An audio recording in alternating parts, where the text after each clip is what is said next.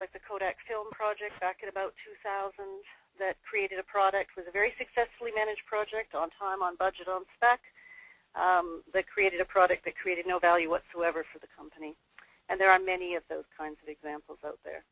We have many organizations where project management is seen by at least the executives as being some form of overhead that they're not keen on investing in.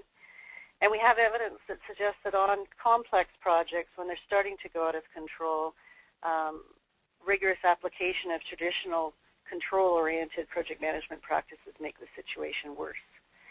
So the question for us is, if we know these things, then what is it that we need to do about them?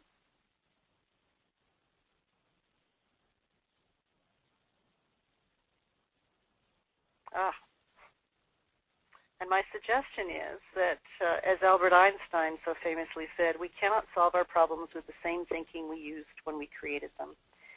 So I'm wanting you to think about things a little differently as we move through this discussion.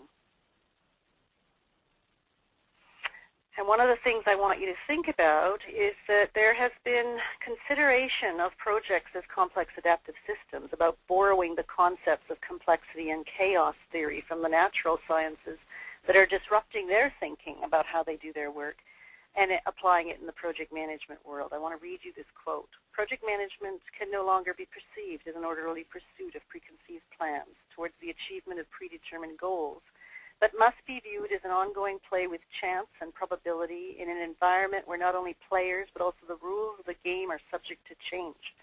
That's exactly what I'm trying to say and what I'm trying to get other people to say. And the interesting point for me is that this was said 1994.